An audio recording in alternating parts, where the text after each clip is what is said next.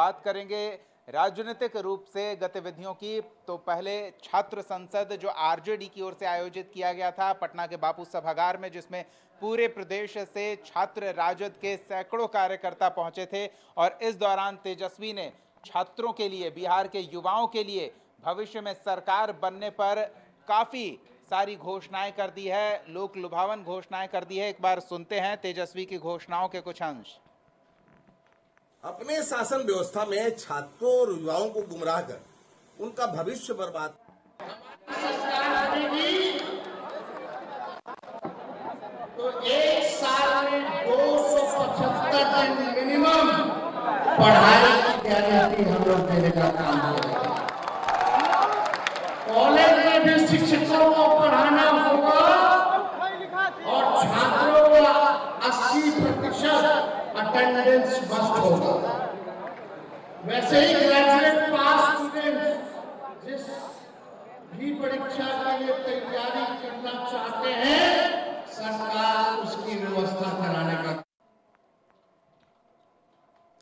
चलिए, तो एक और तेजस्वी युवाओं को लुभाने के लिए ये वादा कर रहे हैं कि उनकी बेहतर पठन पाठन की व्यवस्था सुनिश्चित की जाएगी। उसके बाद प्रतियोगी परीक्षाओं में बिहार के युवाओं की हकमारी ना हो, ये सुनिश्चित किया जाएगा। और फिर उनके नौकरी की भी व्यवस्था सरकार बनने पर आरजेडी की ओर से की जाएगी। सहयोगी आशुतोष हमारे साथ जुड़ रहे हैं, हम इनसे जानते हैं कि ये छात्र संसद एक बड़ी आबादी युवाओं की है जिन्हें अपने साथ लाने की कोशिश करते नजर आ रहे हैं तेजस्वी। काफी महत्वपूर्ण अपना उनका संबोधन भी रहा है। क्या उनके संबोधन से प्रभावित दिखी भीड़? नहीं, बिल्कुल। तेजस्वी यादव ने इस बार 20 साल बनाम 20 महीने का नारा दिया है और उन्होंने साफ तौर पर कहा है कि सिर्फ 20 महीने उन्हें चाहिए काम करने के लिए। पिछली बार 17 महीने उन्होंने काम किया था, 5 लाख युवाओं को नौकरी अब मिल रही है। तो उन्होंने इसी तरह से 20 महीने मांगा है कि आप 20 महीने देखिए और आपको बदलाव दिखेगा। और स्वाभाविक तौर पर कई घोषणाओं की फहरिस्त देखने को मिली।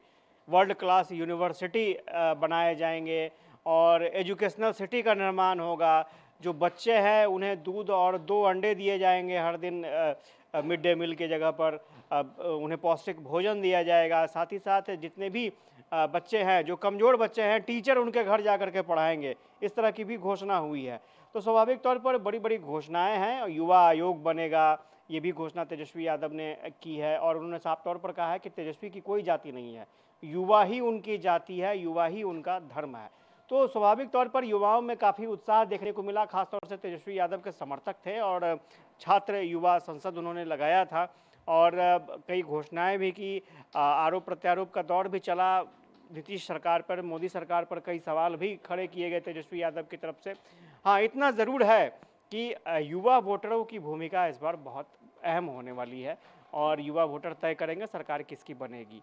आशुतोष, लेकिन विपक्षी खेमा ये कहकर हमलावर है कि लाठी बांट को तेल पिलाने वाली पार्टी आज कलम बांटने और पढ़ाई लिखाई की बात कर रही है, तो ये थोड़ा विश्वसनीय नहीं लगता है। क्या तेजस्वी वो विश्वास जगा पाए, क्या लग रहा है? नहीं, एक जो हम लोगों को भी इंतजार था कि कलम बांटे जाएंगे, तो कलम बढ़ता कहीं दिखा नहीं, कहीं विजुअल में भी कुछ नज़र आया नहीं। हालांकि भाषण में तेजस्वी यादव ने ज़रूर कहा कि आप लोगों को कलम दिया गया है और हम कलम बांटने की बात करते हैं।